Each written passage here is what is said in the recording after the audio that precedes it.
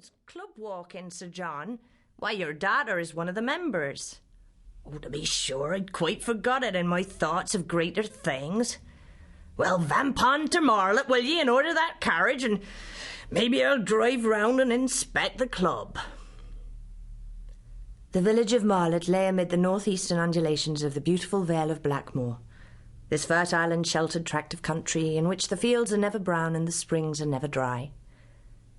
The forests have departed, but some old customs of their shades remain. Many, however, linger only in a metamorphosed or disguised form. The May Day dance, for instance, was to be discerned on the afternoon under notice in the guise of the club revel, or club walking, as it was there called. Its singularity lay less in the retention of a custom of walking in procession and dancing on each anniversary than in the members being solely women. Their first exhibition of themselves was in a processional march of 2 and 2 around the parish. In addition to the distinction of a white frock, every woman and girl carried in her right hand a peeled willow wand, and in her left a bunch of white flowers. The peeling of the former and the selection of the latter had been an operation of personal care. They came round by the Pure Drop Inn, and were turning out of the high road to pass through a wicket gate into the meadows, when one of the women said, "The Lord, why, Tess Durbeyfield, if there isn't thy father riding home in a carriage!" A young member of the band turned her head at the exclamation. She was a fine and handsome girl, not handsomer than some others, possibly, but her mobile, peony mouth and large, innocent eyes added eloquence to colour and shape. As she looked round, Durbeyfield was seen moving along the road in a chaise belonging to the Pure Drop.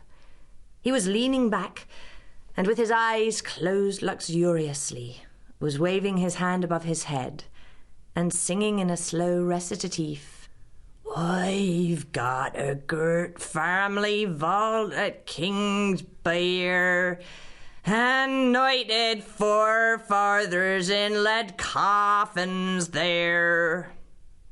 The clubbists tittered, except the girl called Tess, in whom a slow heat seemed to rise at the sense that her father was making himself foolish in their eyes.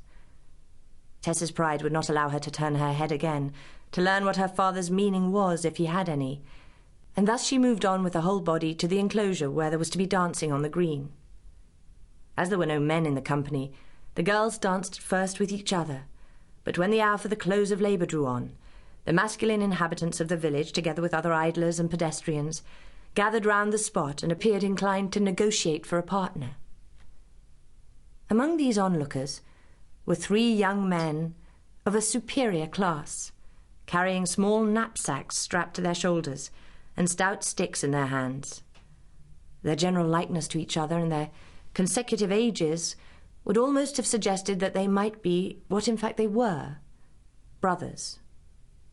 These 3 brethren were spending their Whitsun holidays in a walking tour through the Vale of Blackmoor, their course being southwesterly from the town of Shaston on the northeast.